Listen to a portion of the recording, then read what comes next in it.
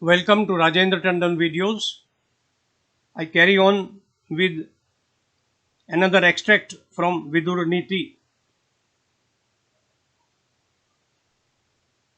The word Vidur in Sanskrit carries the meaning of skilled, intelligent, and wise.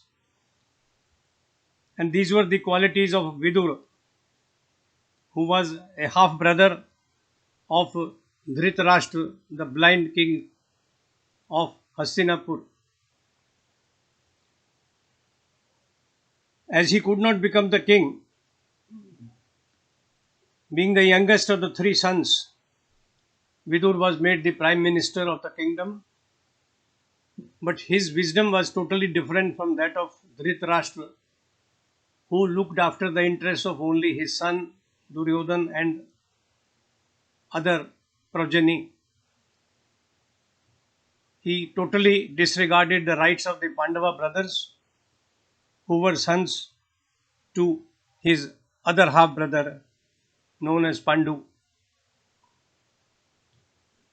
Vidur is celebrated for being a scholar, an epitome of truthfulness, unbiased judgment, dutifulness, and unfaltering faith to Dharma. He was a man of principles. He was admired and liked even by Sri Krishna. Krishna, whenever he visited Hastinapur, would not stay in the royal quarters, but would go and stay with Vidur and his wife. Vidur Niti, which is a part of Mahabharata, is a dialogue between Dhritarashtra and Vidur. Dhritarashtra summons Vidur and asks him for advice how to run his kingdom. The advice given by Vidur is applicable to all of us even today.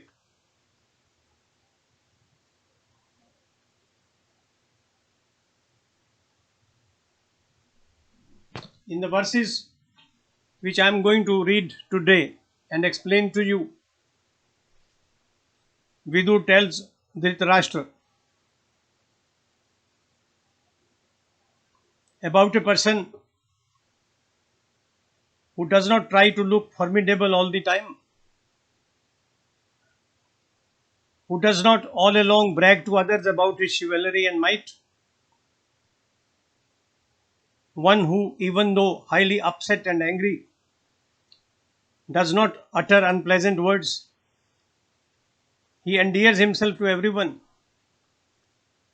Yo na uddhatam karute jatu vesham na paurushe napi viktathe anyan na murchita katukanya kinchit priyam sada tam kurute jano hi.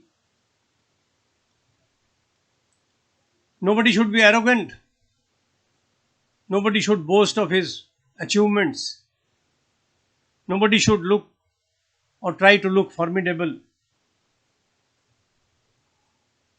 And then Vidur adds, Na vairam udyapiyati prashantam, na darpam arohati, na stameti, na durgato asmiti, karota karyam, tam aryashilam param ahuraya. The noble, the Aryas, consider a person of good conduct to be superior when, Vidur says, if he does not fan the extinguished embers of enmity, does neither act arrogant nor mean,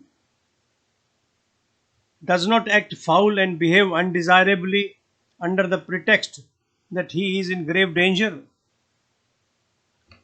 He does not look for an excuse to fight, to hurt others.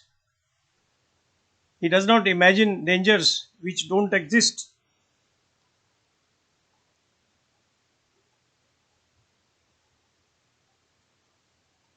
Who is a wise man?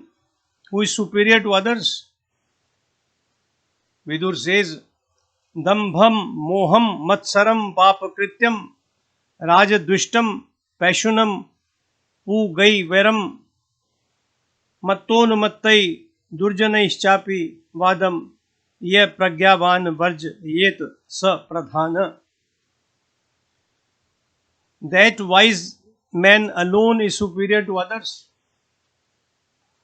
who gives up arrogance, attachment, evil deeds, envy, treachery, backbiting, enmity with the other social groups, and contentious arguments with the persons who have lost their mind or with persons of evil intent. He doesn't bother to argue with such people who are of evil intent. He does not enter into contentious arguments. He takes the path of smooth discussion, persuasion, bringing people to his point of view by subtle argument, humble arguments. He is the wise man. He is superior to others. He has given up arrogance, attachment, moham, matsaram, evil deeds, treachery. Such a man is a wise man. Vidur goes on to say, Ya atma anna patrapate bhrisham naraha sa sarvalokasya guruhu bhavatyut अनंत तेजा सुमना समाहित स तेजसा सूर्य इव अब भासते. He is considered superior to others who is quiet, humble, and does not show off. He radiates like the sun because of his limitless brilliance, purity of heart, and composed mind. What words! I would like to repeat them to you. He is considered superior to others who is quiet. He is humble. He doesn't boast of his achievements and does not show off. And he radiates like the sun because of his limitless brilliance. He does not have to make effort to show that he is something, that he should be listened to. And then this part of Vidur Niti is brought to a culmination by advising the king what he ought to do vis-a-vis the Pandava brothers. Vane jata shapad agadhasya ragyam pando putra panchendra kalpa tvai eva bala vardhita shikshitascha tava desham palyant ambikeya. Mind you, he is praising Dhritarashtra, at the same time trying to tell him that, look, this is how you should behave towards your nephews. Hey Ambika Nandan, son of Ambika, all the 5 sons of the accused king Pandava who were born in the forest are brave like 5 Indras. You brought them up when young. You arranged for their education. They have always been obedient to you. And now you don't want to give them anything.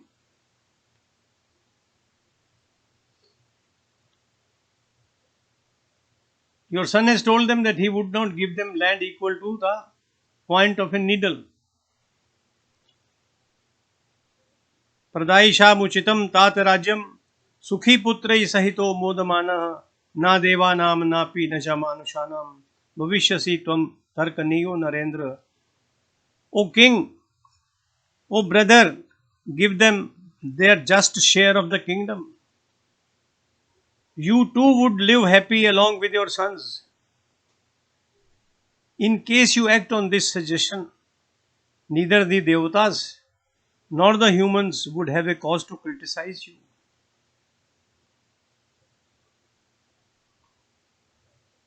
Vidur Niti, the chapter in Mahabharata does not end here.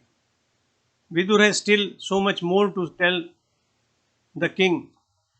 The king who has deaf ears, everything falls on his deaf ears. But Vidur continues his efforts till the whole thing results in the great war known as Mahabharata, in which both the sides destroyed each other. I stop here. I thank you for coming and visiting this site, listening to me. I hope you enjoyed it. Have a good day. We meet again in the next video.